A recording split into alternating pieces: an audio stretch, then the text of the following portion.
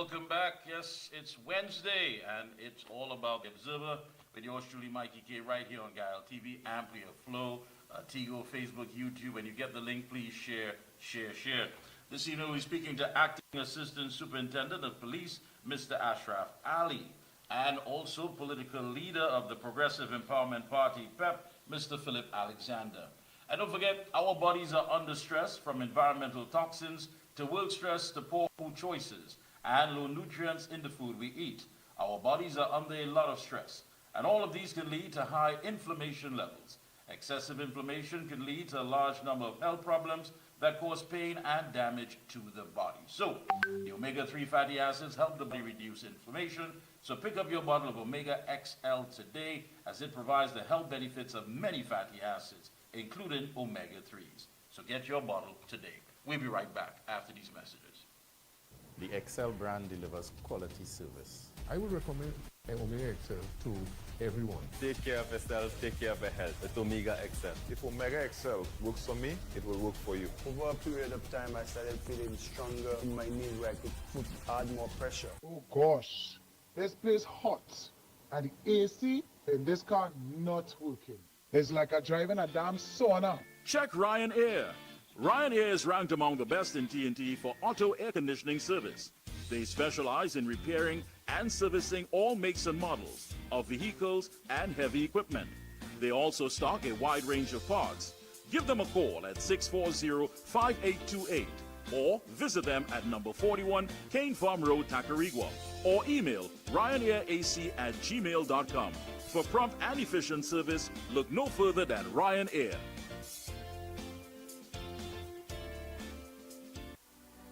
When you say TNT's construction boss, then there's only one company, Lacroix Construction Services Limited, specializing in general construction, industrial maintenance, manpower resources, transportation and lifting, and equipment rental, excavators, bulldozers, dump trucks, lighting systems, and everything for your project. We have affordable prices. Call now, 267-0000 or 431-0012. Lacroix Construction Services Limited, TNT's construction boss. Limiting chronic inflammation is important for so many conditions that occur. I had a lot of pain 4 years ago. I used to have pain in my knees, in my hip. Taking it for arthritis. Omega XL saved my life. Then I started to realize, but hey, I could use my hands, I don't have any pain. All in all, I am pleased to say that the Omega XL has worked. Thank you so much, Master Control. And we're going to be speaking to Acting Assistant Superintendent of Police, Mr. Ashraf Ali. Mr. Ali has over 25 years of service in the TTPS, and he's been one of the institution's media ambassadors for the past 6 years. He's currently attached to the Port of Spain Division. Let me say a special good evening to Acting Assistant Superintendent, Mr. Ashraf Ali. Good night, sir. How are you? Thank you so much for joining us. Yeah, hearing you loud and clear. Thank you so much for taking time out of your schedule to be a part of our program this evening. That's not a problem. We are here to serve. Yes, indeed. Now, when you look at the definition of extortion, the legal term, of course, is demanding money by menace.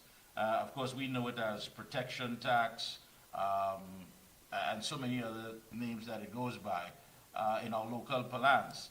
Now, there's also various types of extortion, which include schemes like blackmail and ransomware, what have you. But what we're seeing here is the most common form of extortion, where you have business owners who are basically placed under pressure by individuals demanding money.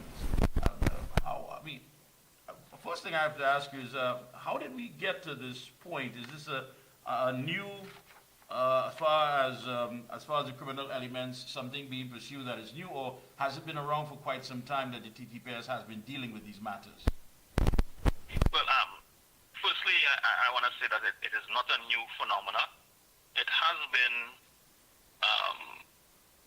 within our society for a number of years. Unfortunately, it's one of the more difficult offense to treat it or get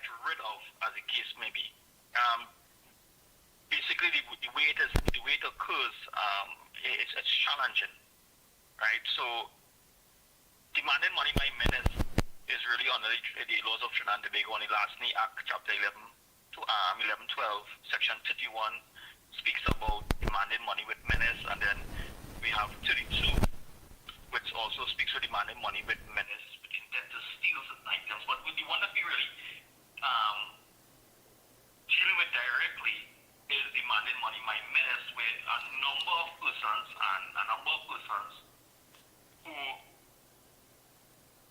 go to certain business owners, and ask for monies so that they would not be targeted by the criminal offenses and criminal enterprises. And so that's a challenge by itself. In that it's difficult to treat with it. We had some successes. Most recently, there was a media release that three persons was in fact arrested and charged for demanding money by menace. That's one of the success that we had thus far. The challenge with it is that the nature of the offense, it's so intimate.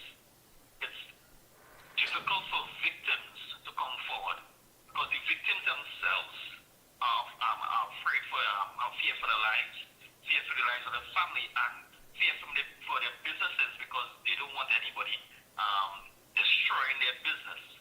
So that's how intimate it is, and this is why the criminal elements take advantage of this, knowing fully well that many of the persons who are victims of this heinous crime do not come to the police and report it.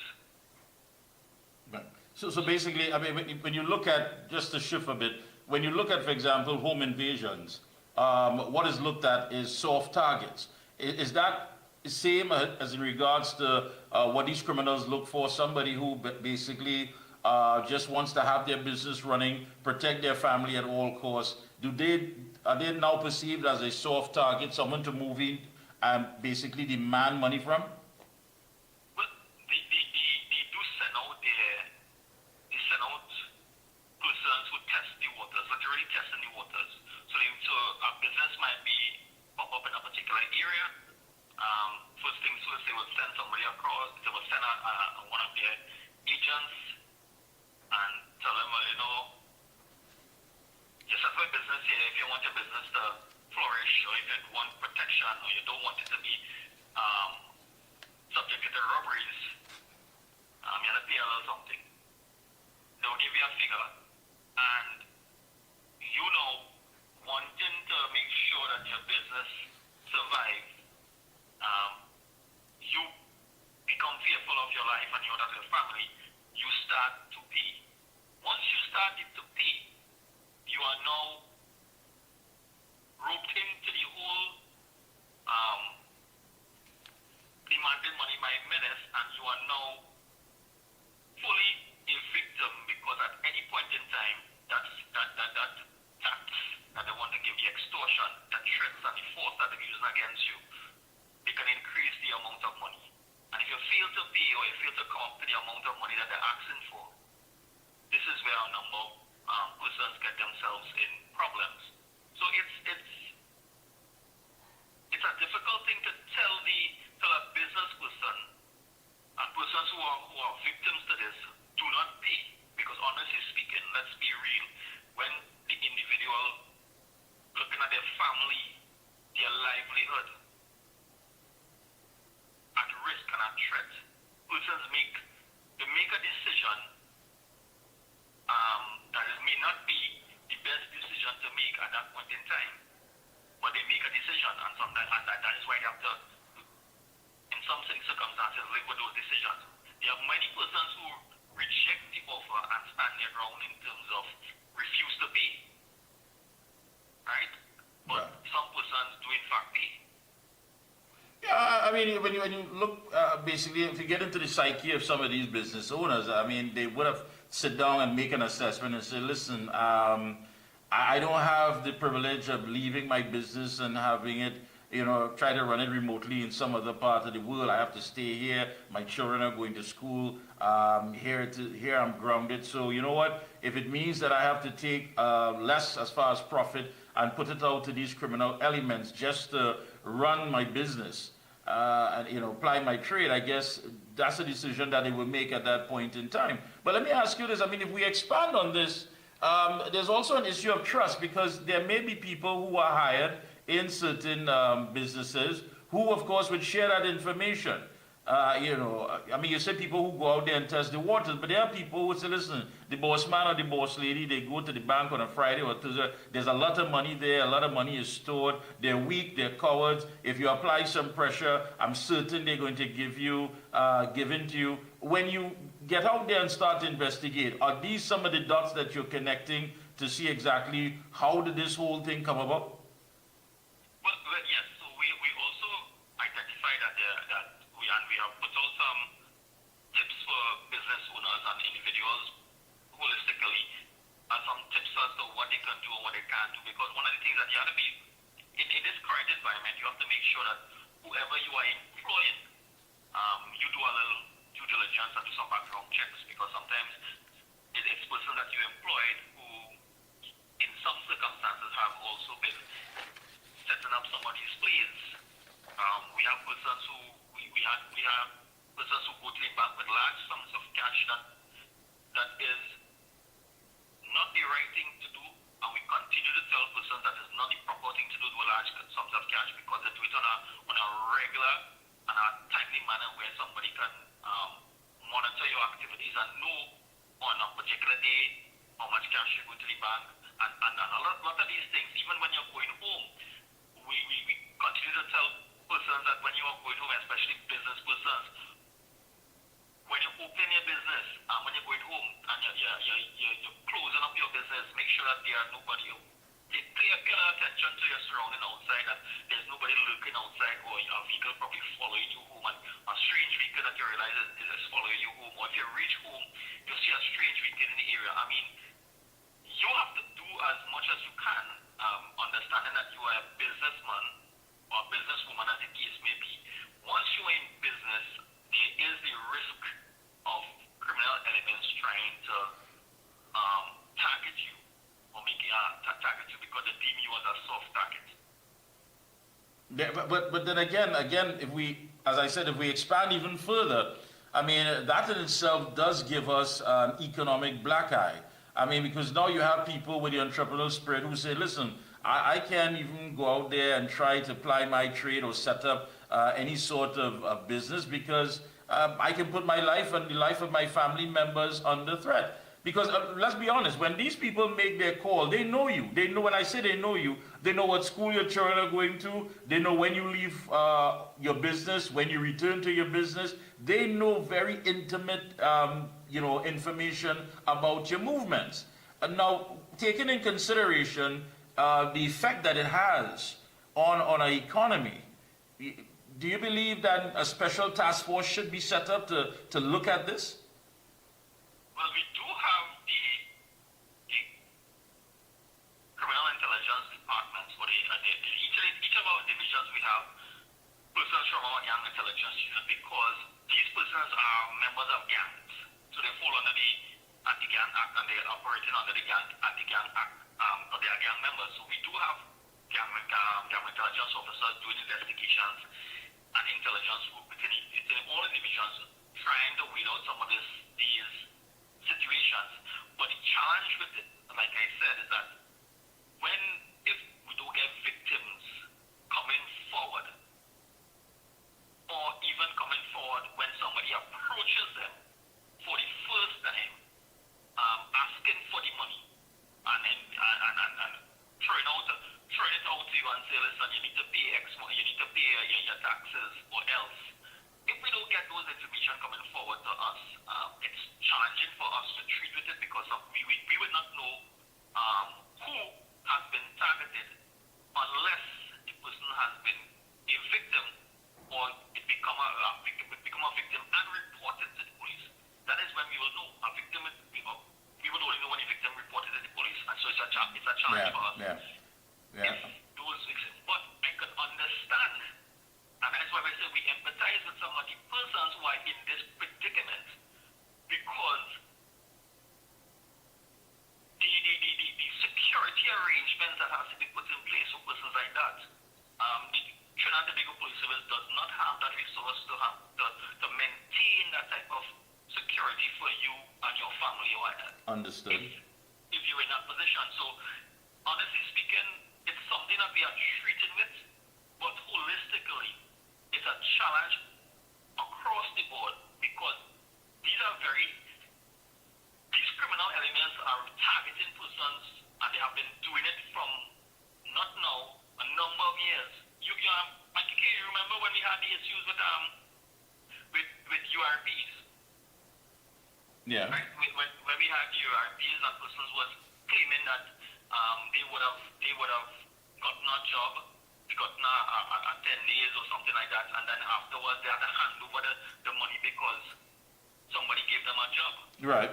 Right? And even in the construction industry, when we have these small contractors working in some of these communities, they have to employ individuals who have no skills, but they have to pay for persons in the area, because and all of these add to the challenge we continue to face, because some of these contractors, they want their business, they want the work, so they sacrifice this aspect of paying the criminal elements a small portion of their earnings to maintain their contracts. And we will only find out about that after the fact. I could tell you when we have the challenges in Port of Spain, when we have the issues, we had some issues at the Queen's Park Savannah, where persons were trying to extort monies from contractors who were installing infrastructure for the upcoming carnival. But because of the fact that we had to intervene to get things done in a particular manner and provide the necessary security apparatus at the venues for work to be done, because there were criminal elements and groups within the city who say those type of activities cannot happen unless they get some portion of the paid and not perform. And the problem is that, Mikey, they are not performing, they are not doing any job, they just want easy money. Well, yeah, well, that's how criminals are basically motivated. That's how they're engineered, basically getting everything or whatever they can for nothing. They're not going out there to put in 8 hours or work around the clock to make sure that they toil in the vineyards to produce anything. They are coming for what belongs to others, and we need to put that in the right perspective. And also, you know, looking at a lot of what you're saying there as well, you know, many of these families, again, have to make this personal decision. They have to make their own assessment. And as you said, many would not, business people would not report many of these incidents to the TTPS. So you are left in the dark and what move. And one has to ask the question, is it a matter of lack of trust, or is it that they simply don't believe in the system? Because when you look at the law, section 31 to 33, the penalty of that is a term of years of imprisonment, depending upon the nature of the threats. And also looking at the fact that the penalty for the offense could be a term of imprisonment ranging from 5 to 10 years. And I mean, is there a trust issue? Is there an issue of people who just simply say, you know what, it's too much of a headache to even report it. Either I pack up, close down and go, or I simply just pay the money?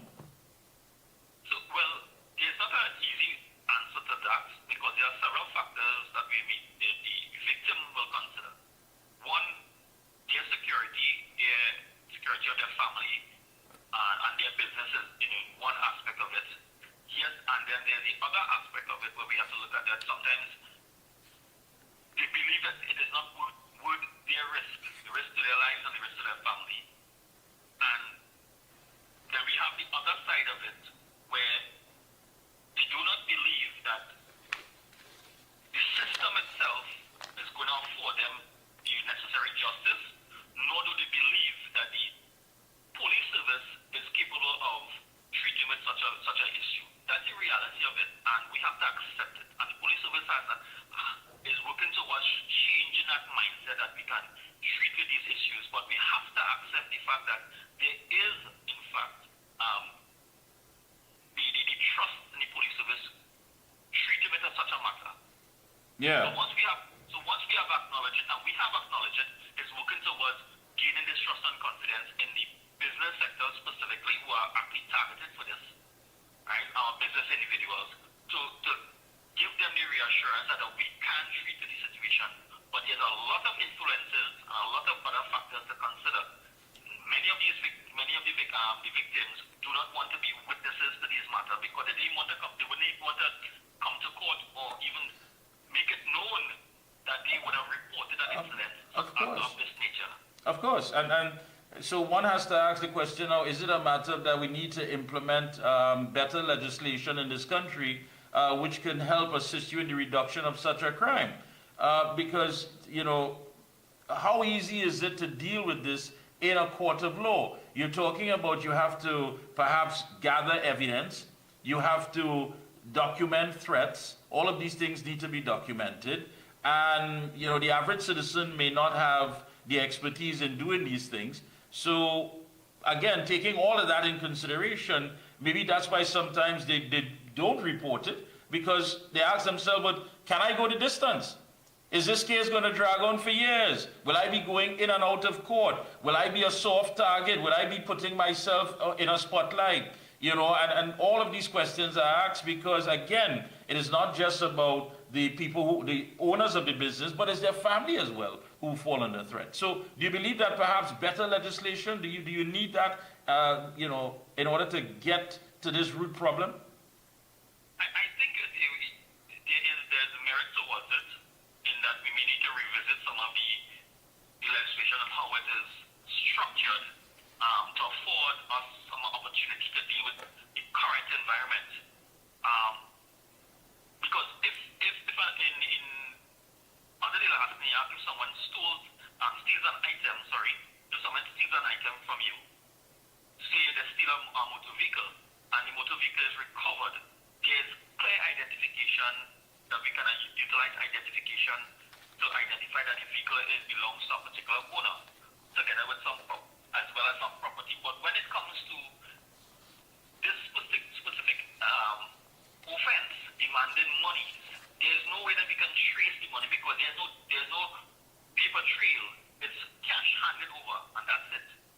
So it becomes the victim words against the criminal words as to what has happened. And the police could only work with evidence, and if we don't have evidence, it is difficult for us to prove the case against the individual who was demanding money.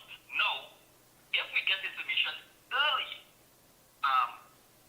post the event, we can do what we consider to be some sting operations, where we can hold the offenders in the act of handing over the monies.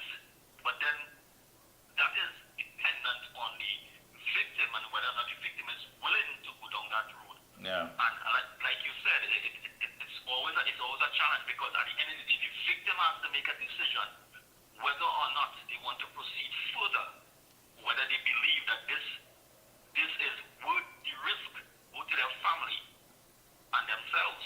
So it is a we're in a quandary when it comes to offenses, this particular offense. But at the end of the day, it causes problem not only from a victim perspective or an individual perspective, but from an economic perspective, it is hampering our business. It is hampering a lot of businesses within our country. Yeah, of course. And I agree with you. I want to ask you one last question before we close off here. Based on your experience and what you've witnessed, when that call is made, that first call is made to apply pressure on the individual to pay this money, should they or should they not pay?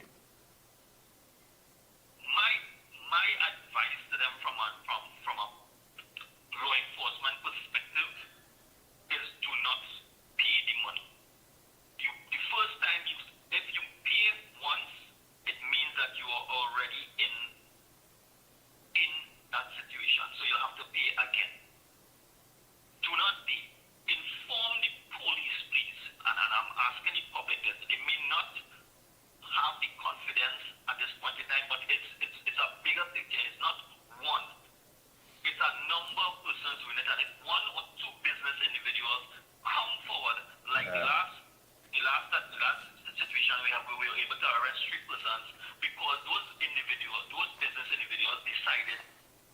are not tolerating it, and they stood up for the right thing. We have to stand up as a country for the right thing. So it doesn't have to stand up. And if we stand up together, the system will work. But if we always believe that the system is not going to work for us, we are already on the opposite side, and we are allowing the criminals to get the upper hand on us. So I am saying to the individuals, stand up, bring that information to the police, and give the police an opportunity to treat with the situation and address the situation. And if it is at that point in time that they do not get the satisfaction from the police, then I can say that then you can justify, you will be justified to say they don't have trust in the police. But they cannot make the decision that they don't have trust in the police unless you try. Without giving us the opportunity to treat with it. I agree with you. Acting Assistant Superintendent, I want to thank you so much for taking time out, enlightening us on this topic. And hopefully that we will, of course, have you back again in as early as possible, because I know we could expand on it some more. But again, thank you so much for your brute honesty as far as do not pay it, stand your ground, because once you start paying it, you will always be in the hands of these criminal elements. So again, thank you so much. No problem, and just don't want to make it appear that I'm quoting any particular individual, but I would not use the word stand your ground, but stand up for the right thing. All right, thank you so much. It's been a pleasure. You're welcome, sir. Thank you so much. We'll take a short break. When we come back, we talk to the political leader of the Progressive Empowerment Party, PEP, Mr. Philip Alexander, right here on The Observer. We'll be right back.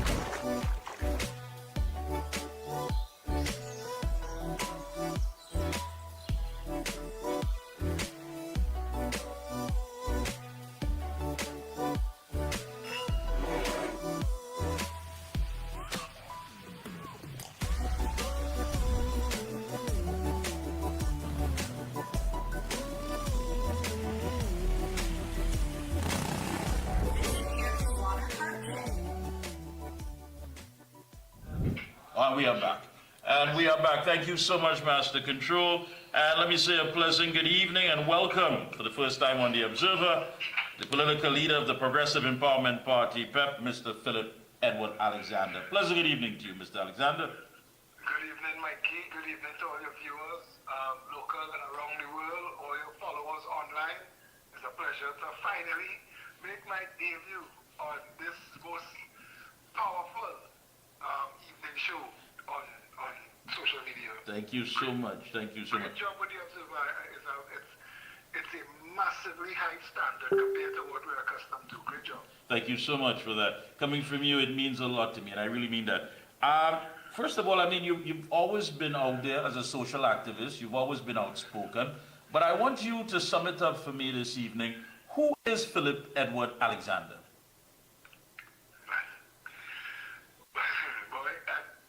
My father raised 5 children who are all activists. My brother, Dr. Paul Alexander, is a global activist. He was man stopped Dr. Fauci from injecting the world. Those of you who don't know who Dr. Paul Alexander is, you can Google him. My sisters, I have 3 sisters, all have been in some form of activism. That's how my family was for us growing up. And I mean, we grew up around the church, we grew up in the community, we were part of the Woodbrook Action Committee with Clyde Patton. My family was in the ONR. You know, the church having barbecue. My mother was a foundation member of the Living Water community. My parents have been community people for all of my life. And so we've grown up in that, and that's what we've known. And my father used to tell us things like, bloom where you're planted, and to do so much is given, much is expected, and we lived that, so it's just been natural. The path to politics was a circuitous one, because I tried to help every political party and every politician, and I tried to help everybody to get us to a place where we could have a better country for all of us, because I firmly believe Trinidad and Tobago is the best country in the world. I believe Trinidad as an island, there is nothing like it anywhere, and I've spent my years on this planet watching us destroy it to great sadness, and trying to fight for Akil Chambers through the Jericho Project and Justice for Children March. Now we've been doing that for over 30 years, and seeing what the orphans, the handicapped, the homeless go through in Trinidad, because until you dig deep and do a deep dive at the bottom rung of society and see how the people who are not as blessed as we are, how they live, it's only then if you have a heart you realize that this is not proper, this is not right. A country this wealthy, Trinidad at one point in time, actually at 3 different times in our history, Trinidad and Tobago has been among the richest countries in the world, and for us to beat this and to have this as our day-to-day now is unacceptable. And politics is not easy in Trinidad. It's nasty, it's racist, it's divisive. You know it. You've had your cuts from it. I know, and I know you know. And it's what keeps people. I know what keeps people like you going, and what keeps people like me going is just wanting a better country. Yeah, but that was my next question. What drives you? Because at times I know it's not easy to carry so much. I mean, looking at everything that takes place and saying to yourself, you know what, this could be done better. This could be done with less. This could be done a little more efficient. This could be done to benefit the people who really need it. You know, all of these things pass through your mind. Then why stick at it? What drives you to stick at it? Love of country. I mean, again, I see it in people like you. I see it in other activists and other political and social activists that I know, people who refuse to sell out still at this point. And I mean, you everything you touch, the price of food, the books, the price of school books. I don't know how people on a fixed income. I don't know how the poor manage. I really do not know how they manage in this country. We are some of the most taxed people on the planet. They tax your income, they tax your money when you spend it, they tax your possessions when you have it, they want to tax it when you die and leave it. I mean, it's insane. And now things like the property tax, and there's so much coming at Trinidad. Yeah, just like you wake up in the morning and step into a boxing ring. It's not a fun place to live. We do not live what Trinidad and Tobago should be. This is like a bizarre version of 2 of the best placed islands on the planet. If somebody handed you Trinidad and Tobago in the raw and told you, do something with this, the last thing I think that you would do is enslave the people and exploit the resources. I think you'd make it such a beautiful place to live that foreigners would line up in the snow to get a visa to come here. I don't know. Yeah, but you know, yesterday, during that whole incident in Bagatelle, you made it quite clear in one of your postings that, listen, it's time for me to draw the line on certain issues. Perhaps you've found yourself in a situation where you've been banging your head against something, trying to get the narrative into the psyche of people, and at that point, have you said to yourself, listen, that is no longer what it has to be. It has to be people who have an understanding of how things need to be better, and they need to gravitate to what it is, or they don't. Did you draw that line yesterday? Did you say that's it? I was so upset, Mikey, and I said, why is Bagatelle not standing up for Bagatelle? I couldn't believe I was watching Bacos crushing food at a time when people starving. You're going to send heavy equipment to crush food?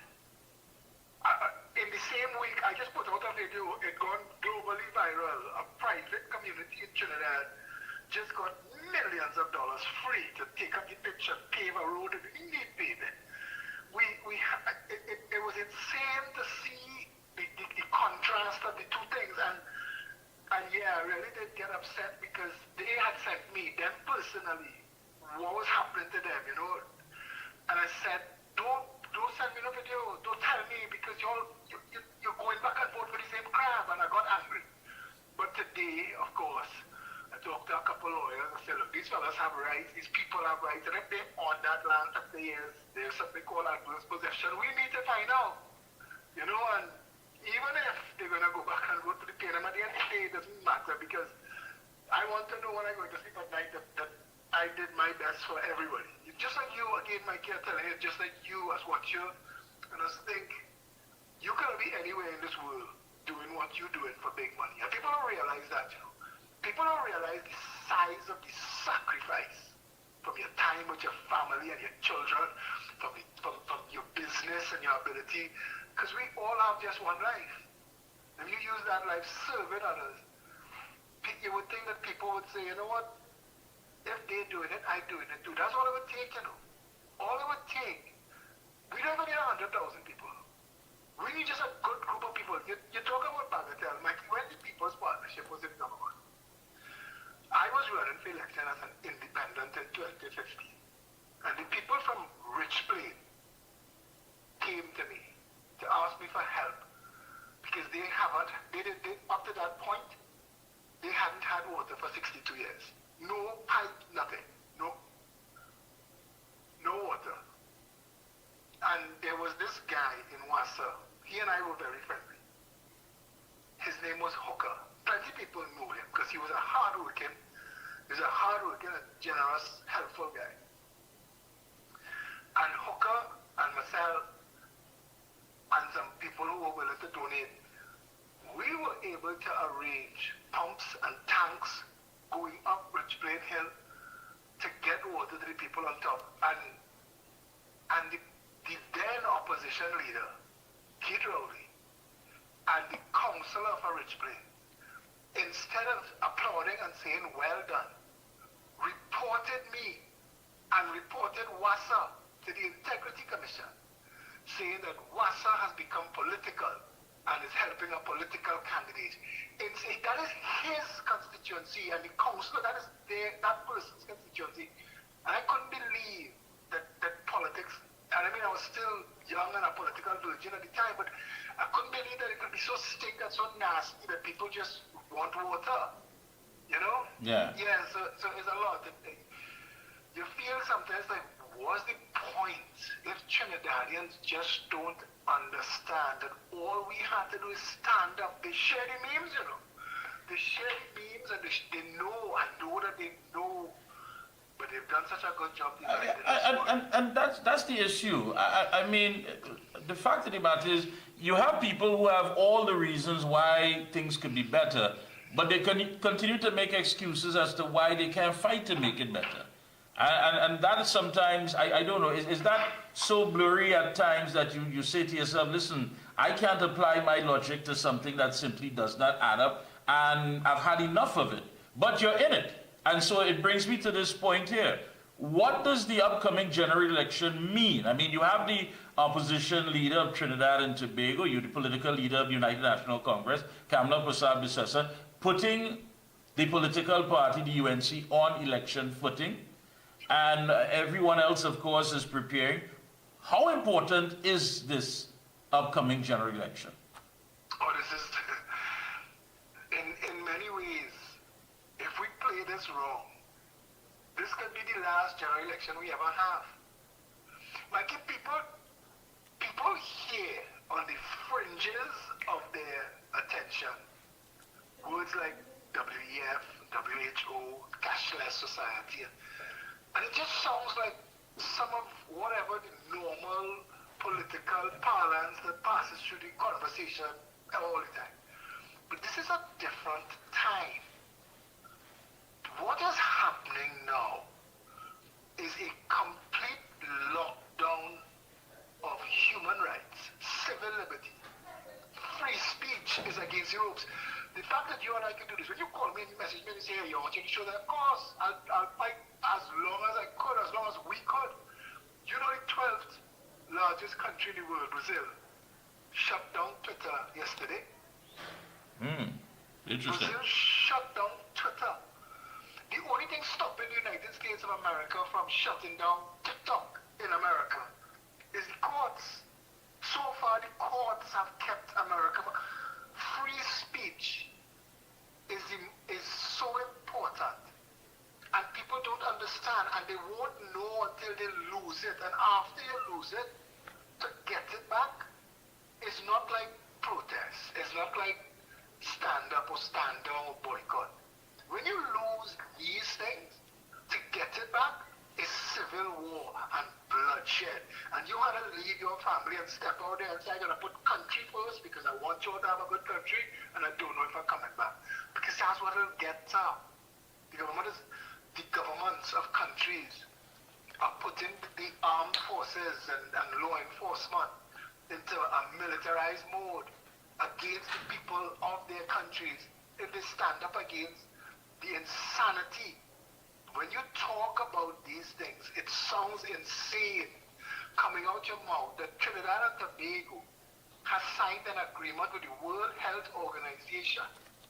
That if the World Health Organization announced a pandemic tomorrow and say that every citizen on the planet must have this vaccine, whether you believe it's safe or not, and we just found out that the vaccines that they were forcing on us in the last pandemic were not safe at all. It's killed a lot of people. It's maimed a lot of people. But they know we stood up. Plenty of us fought. I watched you in the savannah. I watched you all getting pepper spray and locked into the vans and taken every time. It's not like that. No.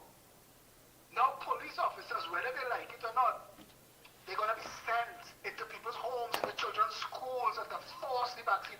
If the police officer doesn't want to do the job, they could be arrested and charged. The United Nations, World Health Organization could send forces. This is based on a treaty that Dr. Kibro signed, that they could send external forces into your country and do whatever it takes in the name of fighting a pandemic.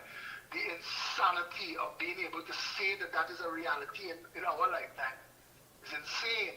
This election here, Kamla Persad-Bissessar is the only mainstream political leader. Now, we only have two mainstream political leaders. All the rest of the political leaders have an outside chance. Yeah, we could, all of a sudden, 900,000 people could get VAPs and voters into office. Sure, that's possible. But it's not really probable. You have two mainstream parties, BNF, UNC. And you know that Keith Rowley and his party has signed to the WEF, and they've signed the WHO treaties, and they're trying to ram cashless society down our throats. Kamla Persad-Bissessar has stood up against it. And that means we who want to protect and defend our democracy, forget everything else, forget African and Indian, forget who like it so and who don't like it so, forget getting a section, forget past hurts. This is now about protecting your children.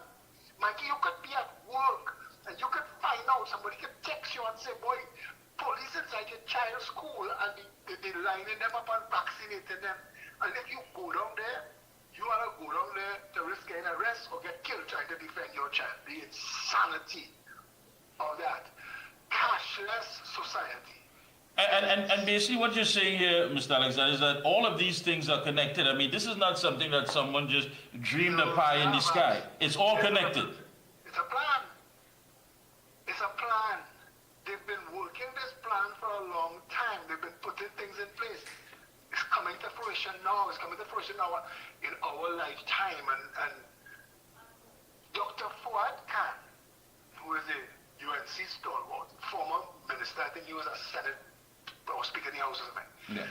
He was a minister, I believe. And he is a very successful urologist. He is globally known for his medical proficiency. And when people like him and my brother and other doctors put their reputations and their practices and their income on the line, what kind is standing up against the World Health Organization? And I don't know if Trinidadians know the size of the debt we owe him now, because we have a response. Mikey, I know something, a lot of hyperbole, I know we come in an interview, but this is such a frightening situation, and I don't know if the people of this country are aware. But what we're hearing from you is that you've taken us out of the entire, issue of the conversation of, I'm going to be this until I die, and I'm going to be this and whatever, to the point of understanding just how important, how critical. I mean, basically, you're talking about going to the polls this time currently in our politics. It's about saving lives. Freedom and democracy. I am going to tour this country. I'm meeting with my whole team this Saturday, and we're starting a campaign. Like if we're running for elections, and this campaign is going to be a bigger campaign than our election campaign, and we just campaign it to let people know, to get them to understand that this next election is about freedom. If you have it in your mind at all to be angry about slavery coming back, it's about that. It's about the government being able to tell you if you could spend your money, when you could spend your money, who you could spend your money by. That is insane, and that's the power they're going to have. That's what cashless is.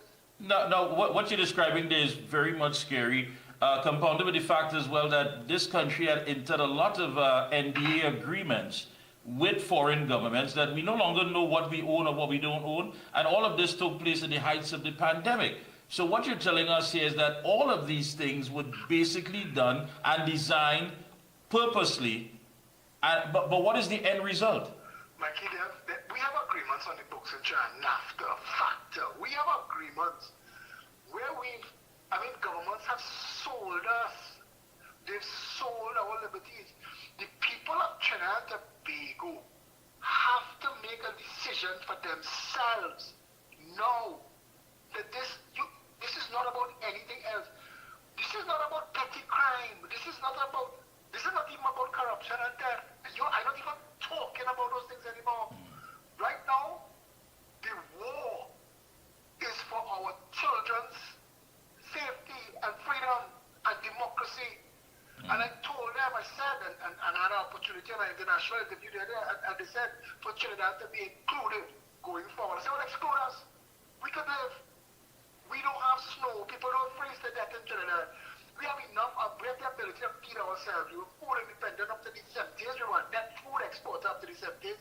We could feed ourselves. We have 90,000 acres of farmland. We can feed ourselves. And once you could feed yourself, you could live. The world that is facing our children 20 years from now is matrix madness. It is obscene. It is war of the worlds insane.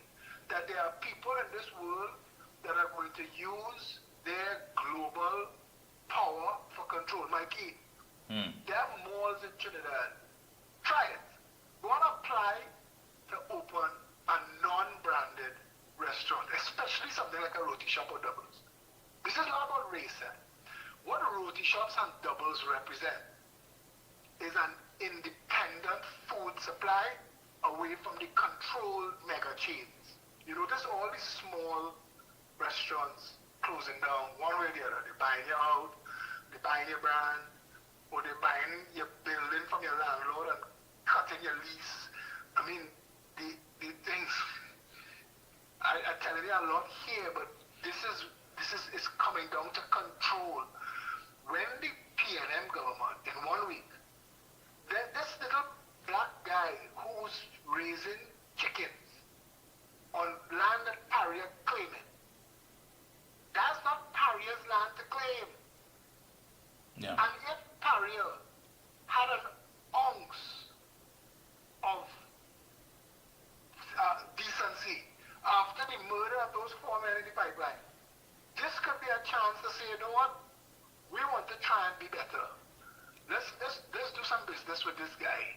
This young entrepreneur who could be out there riding around with an AR-15 in his hand is instead cleaning chicken money a whole day, and that is not an easy business to do. So that what you're telling us, Philip, is basically that all that's unfolding here, is it a system not designed any longer as far as the small or medium individual who wants to go out there? Because I was speaking earlier to Acting Assistant Superintendent of Police, Mr. Ashraf Ali, on the issue of extortion.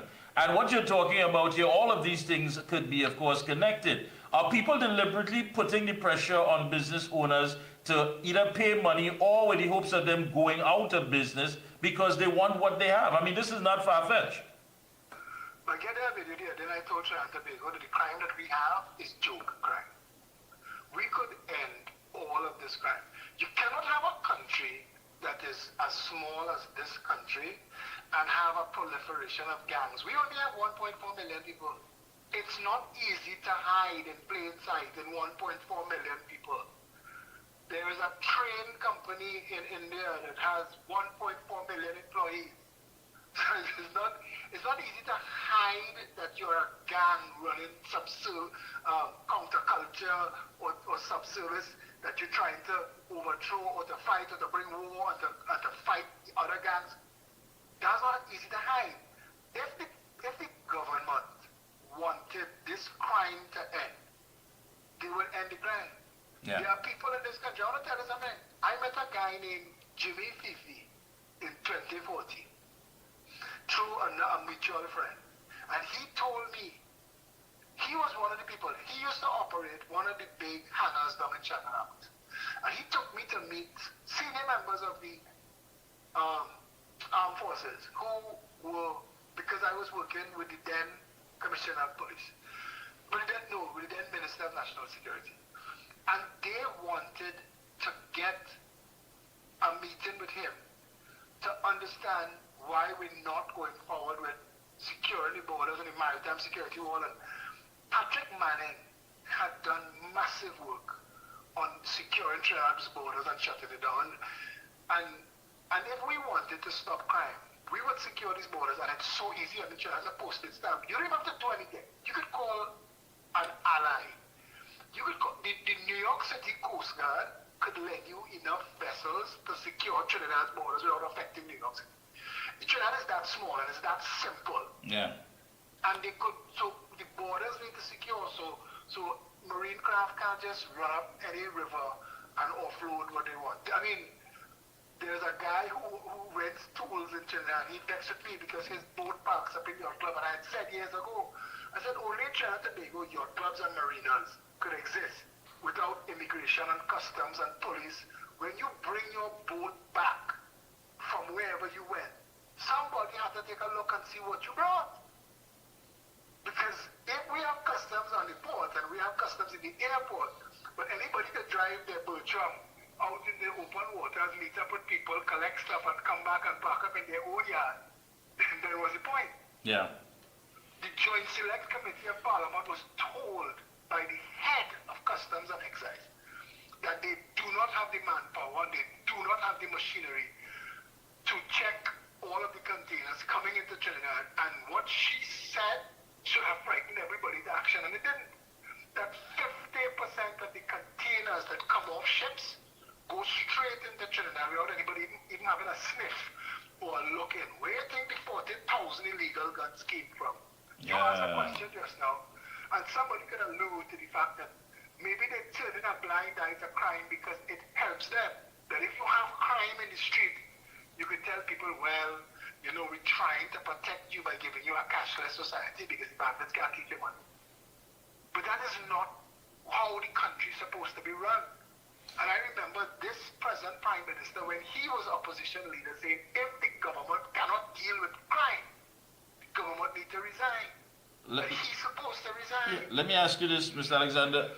When are you kickstarting this tour around the country? When is that going to kickstart? We're going to start in 2 weeks. We're going to start 2 weeks in St. Joseph. And we are our head office now is in the Bamboo, and we have moved there after the last election. And because we always had a Bamboo office and a Calcutta office. Do you know what day in 2 weeks' time? What day was that going to be? It's going to be on a Saturday. So this Saturday, when we meet, we finalize everything. The team's meeting this Saturday. So I'll send you all the information. So I want to invite you back on the Wednesday before that Saturday. So. Right, so we can touch on many of those things and other issues as well. So I want to squeeze in some calls here, but I want to thank you so much. Yeah, thanks a lot for having me. All right, so don't forget the Wednesday before you hit the road. Absolutely, I'll keep in touch. Thanks for having me. Good night. It's a pleasure. Thanks a lot. Bye-bye.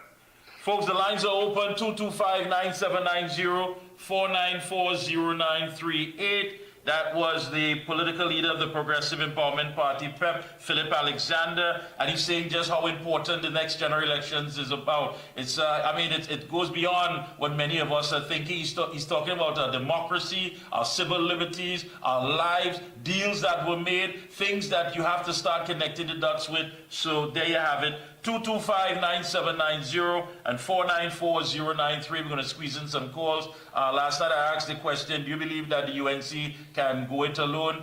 Many people, of course, and I'll share that with you next week, Tuesday. I got a lot of, you can also send me voice notes. And once we pick out the best one and we play it, you can get yourself a Mikey K Observer t-shirt. All right, so leave me on 494-0938. Leave me a voice note. And, on the topics that you hear, and it can win you, of course, one of these great button-up t-shirts. So the lines are open, 494-0938. Want to hear from you on the outside before we close up.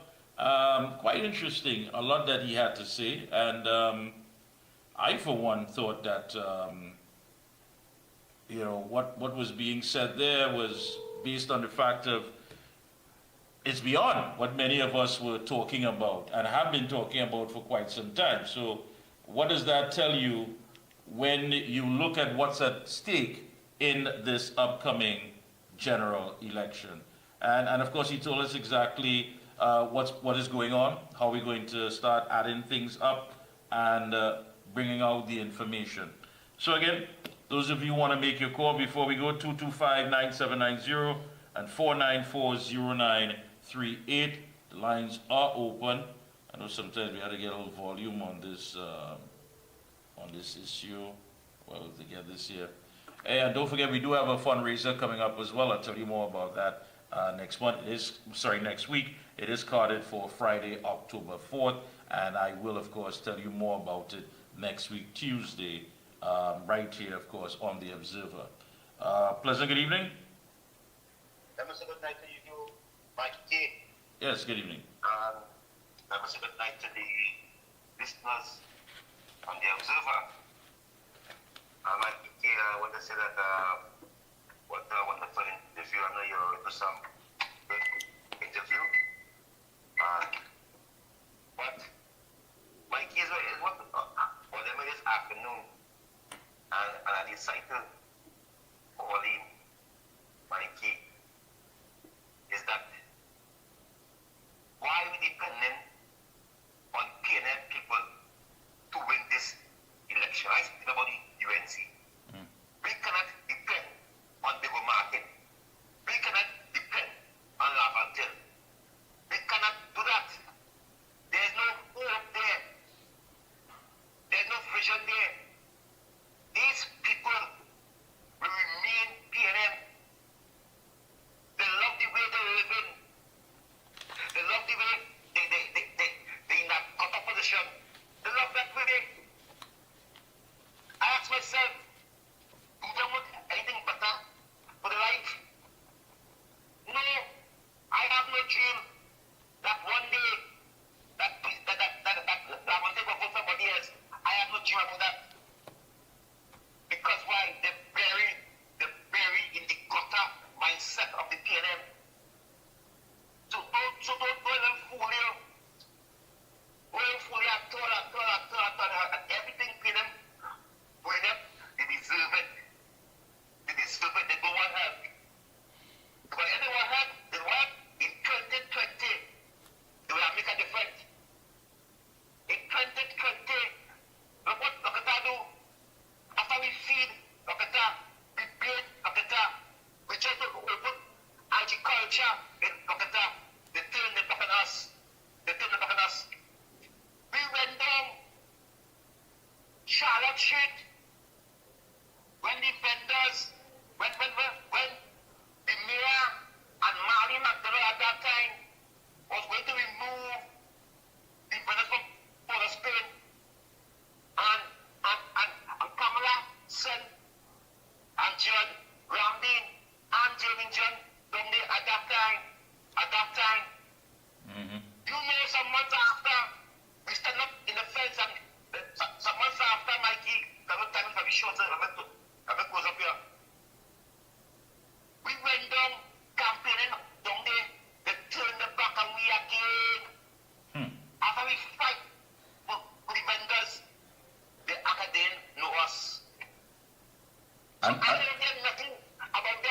So is it a matter of convenience? Is it a matter of convenience then? Yes. Yes. Only when the problems, they call me UNC. Only when PNM isn't have to call on the UNC. Yeah. We cannot trust them. Cannot trust them, Mikey.